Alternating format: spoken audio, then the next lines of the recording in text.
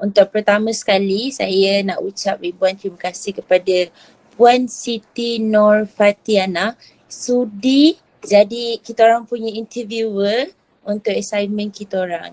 Jadi saya nak memperkenalkan kita orang semua ni daripada kos SAK which is keusahawanan perdagangan yang berkaitan dengan perniagaan jugalah. Kami adalah SEM 3 daripada tahun kedua. Kita orang dengan besar hatinya, kita orang dengan besar-besar hati, senang hati sangat-sangat menjemput Puan untuk diinterview oleh kita orang semua. Jadi saya Kandidatun Nur Farhana binti Abdul Kadir dan rakan-rakan saya Farah, Aina, Hafizah, Aruna, Syamida dengan Amani. Jadi saya akan mulakan soalan saya yang pertama pada pagi ini. Pagi kan? Okey. Berapa lama Puan berniaga dalam bidang ni? Sebenarnya berniaga dalam bidang ni daripada 2014. Tetapi on off lah, yang serius start tahun 2019. Oh, hebat. Lama tu. Jangka masa yang sangat lama dan susah untuk bertahan kalau orang lain. Hebat, Dia Puan, hebat. on off sebab sebelum kahwin, lepas tu lepas kahwin dapat anak. Dia jadi lambat. Oh, hebat Puan. Boleh dikategorikan sebagai seorang yang sangat-sangat hebat Puan. Okey, soalan yang kedua.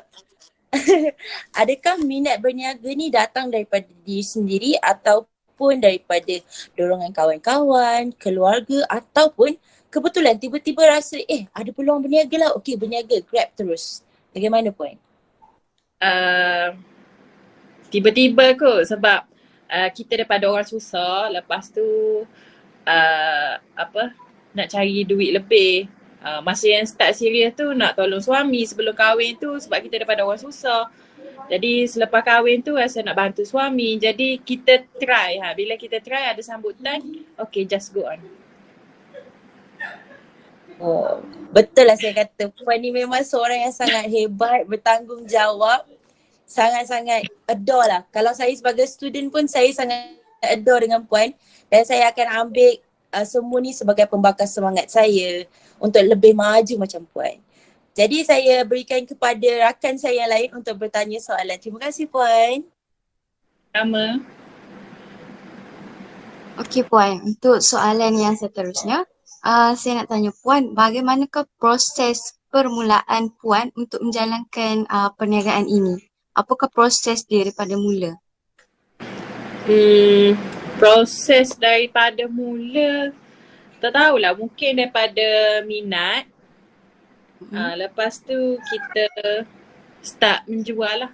Kalau proses seterusnya, saya tak tahu, benda tu kita just ikut rezeki dan just flow the flow je. Yang mana ada peluang, kita buat. Dulu lagi struggle dengan anak kecil. Faham. Kalau ada anak kecil tu kan, saya faham. Tapi yang penting dalam berniaga ni kita tak boleh putus asa lah. Betul cakap orang, kita kena fight lah kan untuk kita punya dreams. Okay, saya teruskan Dreams dengan jauh lagi ni. Tak apa-apa, slow.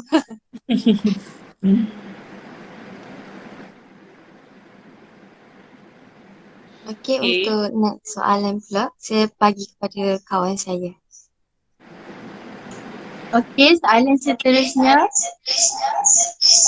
Apa pengalaman Puan sebelum ceburi perniagaan yang berkembang maju ini? Jelas tak? Jelas.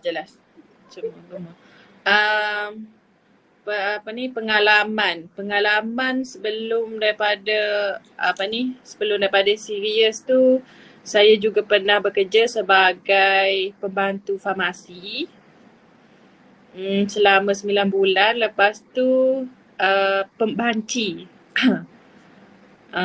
Yang tu je lah pengalaman kerja sebelum berniaga. Selain daripada tu memang berniaga. Cuba berniaga macam-macam tapi lalas bidang bakery juga. Banyak jugalah pengalaman Puan. Tak adalah banyak tapi adalah. Setiap orang mesti ada pengalaman hidup. Pengalaman macam-macam.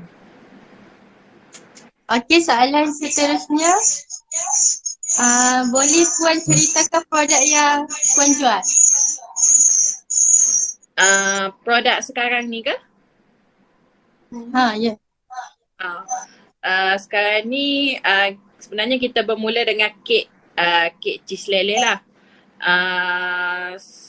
Kita try buat kek cheese lele, keladi layer, brownies, cheese tart, donut cheese lele yang baru viral tu sebenarnya baru lagi. Tak jangka pun akan jual donut. Tetapi kita kata kita ikut musim. Kita grab peluang tu ikut musim. Sekarang musim donut jadi kita cuba grab. Tapi alhamdulillah dapat sambutan yang baik lah. Dia terus viral lah. Terus viral. Terus viral tu pun kita upah orang buat. Itu salah satu daripada usaha kita untuk menaikkan produk kita lah. Okey Puan, terima kasih. Okey, soalan seterusnya. Bagaimana Puan menetapkan harga terhadap produk Puan? Adakah Puan menetapkan harga mengikut harga bahan mentah ataupun Puan mengambil kira faktor lain? Untuk menetapkan harga barang sebenarnya saya lebih kepada mengikut pasaran semasa, tetapi kita ikut modal kita jugalah. Memang betul kita ikut modal tapi kita kena tengok juga keadaan semasa. Kalau kita jual mahal sangat kita takut tak ada pembeli lah sebab kedai saya daripada dulu memang fokus kepada golongan B40 lah. Walaupun bila kita jual harga B40, maknanya kita B40 beli, yang T20 pun mesti beli. Kalau kita jual harga T20, B40 tak beli lah. Lebih kurang macam tu lah. Oh, faham Puan. Soalan saya seterusnya, apakah cabaran yang dihadapi oleh Puan dalam menguruskan perniagaan Puan yang sekarang? Cabaran lebih-lebih lagi sekarang lah. Kalau dulu saya berniaga daripada rumah, cabaran dia lain sebab orang susah nak datang beli. Kita kena keluar COD. Lepas tu lepas buka satu kedai, cabaran dia lain. Cabaran lebih-lebih lagi sekarang ni, selain daripada cabaran menguruskan dua kedai, cabaran harga barang mentah selalu naik. Yang tu cabaran utama sekarang ni. Tapi contoh kita hari ni jual RM10, esok kita tak boleh nak jual terus RM11, RM12. Jadi untuk fasa menaikkan harga tu dia ada gap lah. Macam contoh kita kena aim 6 bulan tapi barang selalu naik. Yang tu memang nak tak nak kita kena bertahan lah. Cabaran utama sekarang. Terima kasih Puan. Saya pas soalan saya kepada kawan saya yang seterusnya. Okey Puan, soalan saya, bagaimana Puan menguruskan pekerja sebab contoh pembahagian kerja yang dilakukan oleh mereka? Sebab pastinya kedai bakery Puan ni mempunyai pekerja yang ramai, dan penjelasan Puan. Betul. Sekarang ni saya ada 13 orang pekerja dan tentulah pelbagai cabaran yang ada. Pekerja ni biasanya kalau kita sebagai bos ada kat kedai dengan bos tak ada kat kedai tentu sahaja lain. Saya akan pastikan pekerja diperhatikan oleh CCTV. Walaupun saya bukan berada di kedai, saya akan perhatikan melalui CCTV dan bagi tahu dengan baiklah sebab budak zaman sekarang ni dia kalau kita marah dia cepat melenting. Jadi kita perlu main peranan lah. Kita psycho sikit lah kata, boleh tak tolong ni? Contoh kalau tak dengar pun kita akan tegur dengan baik lah.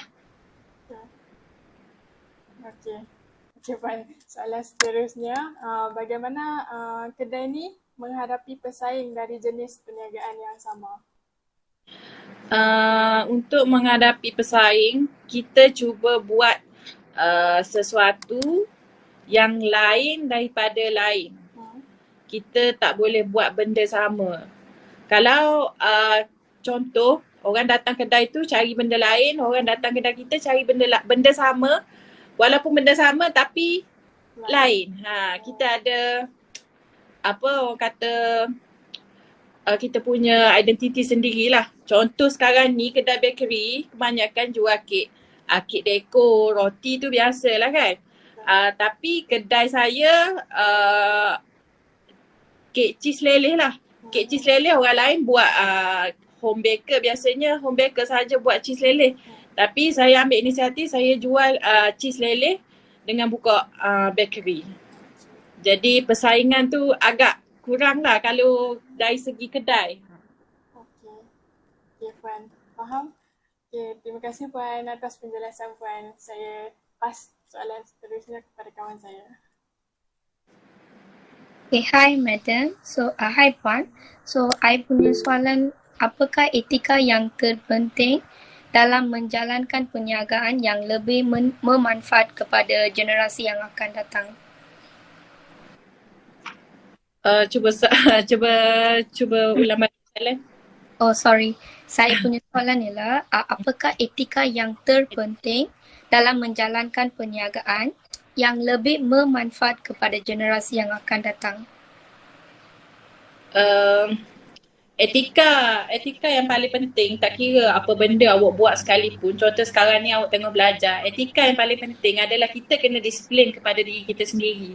Contoh kita berniaga ni, kalau kita tak disiplin kepada diri kita sendiri, mampukah kita bertahan? Mampukah kita buat sesuatu? Contoh contoh kalau perniagaan kita slow, tapi kita tetap tak apalah, biarkan je lah. Bolehkah kita naik lebih tinggi? Tak kan? Jadi tak kira lah kita belajar ke, kita berniaga ke, apa yang paling penting rajin, committed. Kita kena rajin tu memang wajib kan, tapi committed disiplin. Dua tu memang perlulah orang kata. Kalau kita lalai, habis. Okay, thank you.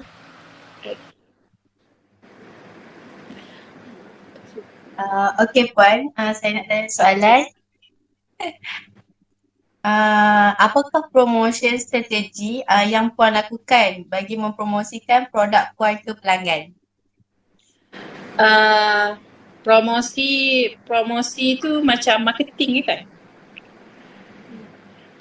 Setakat ni promosi saya biasa kita guna platform influencer sekarang ni. Lepas tu kita buat FB ads, advertising tu yang kita bayar. Yang promosi kita tetap promote hari-hari lah kita punya perniagaan ni. Kalau kita sendulah perniagaan kita. Macam tu lah. Kalau dari segi promotion untuk orang datang kedai tu, sebelum ni memang orang kenal saya, memang saya selalu buat promosi lah. Contoh kek RM10 saya buat promosi RM8. Jadi daripada satu kelompok, contoh 10 orang kenal, bila kita buat promosi dia orang suka share. Jadi start daripada situlah orang start ramai kenal saya. Lepas tu saya suka buat kontes.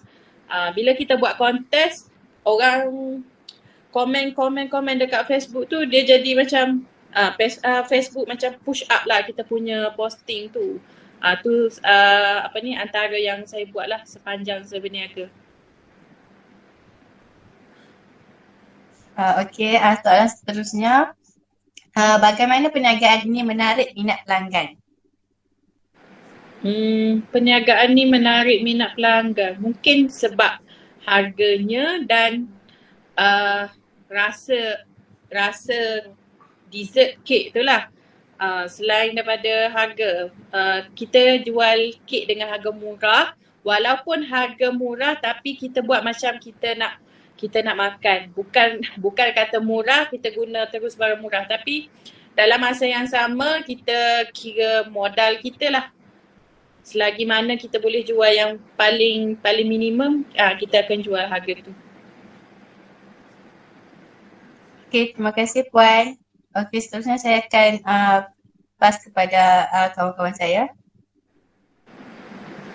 Hai Puan. Saya ada dua soalan. Soalan pertama, kalau ada pelanggan yang tidak berpuas hati dengan produk yang dikeluarkan oleh Puan, bagaimana Puan atasi masalah ini? Kalau pelanggan tak berpuas hati dengan produk kita, sudah tentu dia ada bagi tahu kita. Kalau dia bagi tahu kita, memang benda tu tak jadi masalah lah. Sebabnya bila dia bagi tahu, contoh dia tak puas hati ni, mungkin salah kita akan minta maaf dan refund balik. Mungkin juga cita rasa dia tak menepati lah dengan produk kita ni. Jadi walau bagaimanapun saya akan refund balik ataupun kita ganti dengan produk lain. Dia ikut kepada customer lah. Nak refund ataupun nak ganti dengan produk lain. Ada je, memang ada. Okey, soalan terakhir daripada saya. Apakah rancangan masa yang akan datang Puan untuk perniagaan donat ni? Perniagaan ni lah. Rancangan masa depan saya akan pelbagaikan lagi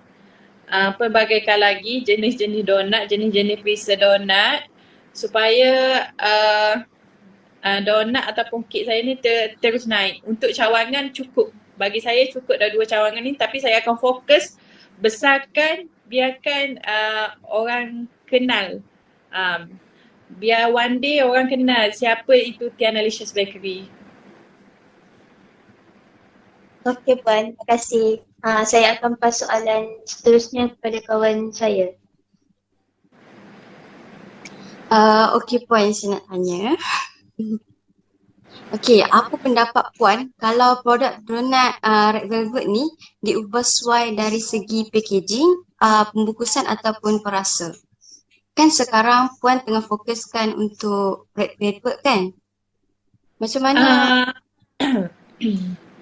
Apa pendapat Puan kalau ditukarkan flavor tu ataupun dari segi packaging dia? Adakah kena tambah kos? Untuk sekarang ni kita ada perisa yang utama Red Velvet kan. Lepas tu ada original, pandan, pisang. Yang terbaru kita buat perisa coklat. Donat perisa coklat. Mungkin akan datang lagi kita tambah perisa donat lagi. Untuk packaging, selagi kalau ada di pasaran packaging yang lebih cantik dan murah, mungkin kita akan tukarlah. Mungkin tukar kepada yang maknanya yang lebih eksklusif nampak tapi dengan harga yang patutlah. Faham. Kayaknya Puan tak perlu tambah kos lah. Kalau kos tu mungkin tak perlulah. Biasa sekarang ni orang dah kenal dengan harga ni, selagi kos lain tak bertambah, mungkin packaging tu kita kena tetapkan harga sekian-sekian ni je. Tak boleh nak lebih sebab betul packaging main peranan tapi kita kena menang pada rasa. Sebab betul, tu marketing kita penting. Betul. Rasa tu penting. Untuk orang tahu rasa tu kita kena buat marketing lah. Macam tu lah.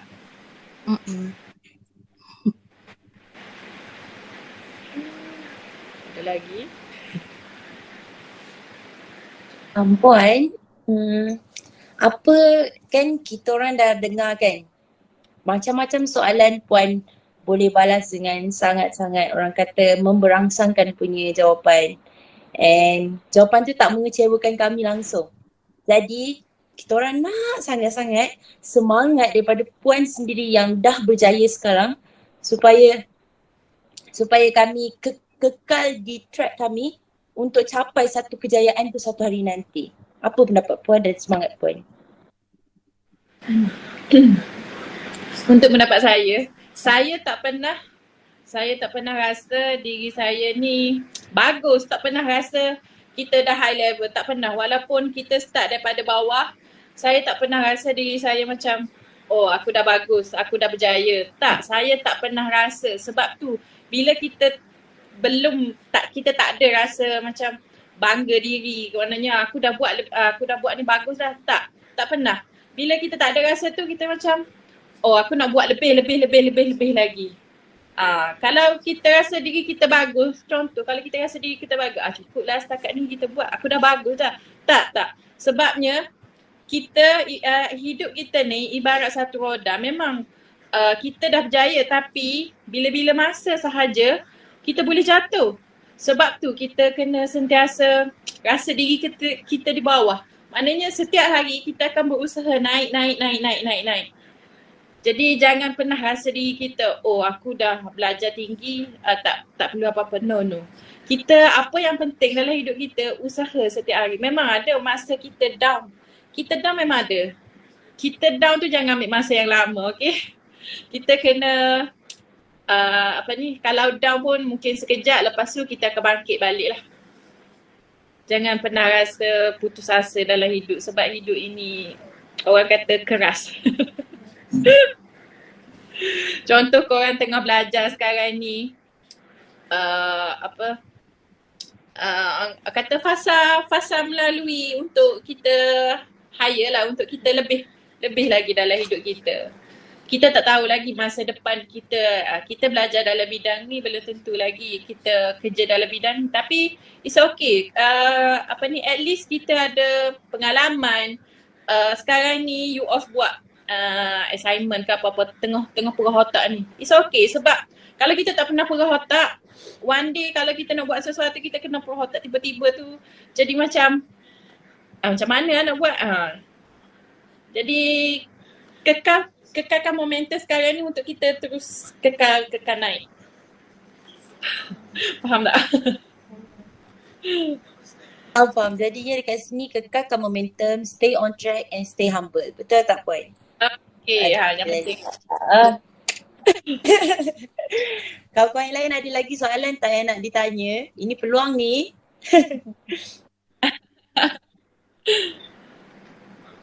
Tak ada dah. Tak ada.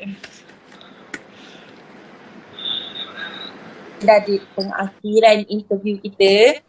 Orang kata IV dalam bahasa singkatan. Di pengakhiran IV kita, saya mengucapkan terima kasih. Saya berhati sebenarnya nak end Google Meet ni sebab best tau. Kita dengar orang yang dah berjaya bagi kata-kata semangat, bagi kita macam okay, aku kena buat lebih lagi macam tu.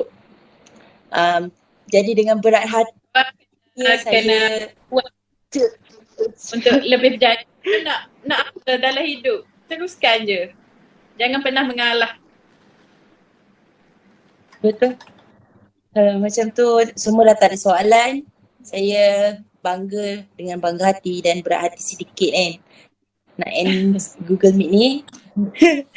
Terima kasih kepada Puan sudi meluangkan masa dengan kami semua, kongsikan semua ni. Terima kasih sangat-sangat. Jasa Puan sangat-sangat kami hargai. Suatu hari nanti kalau kami dah berjaya, kami akan mention Puan dalam kejayaan kami. InsyaAllah, amin. Amin. Semoga korang semua berjaya lah untuk dalam hidup. Amin.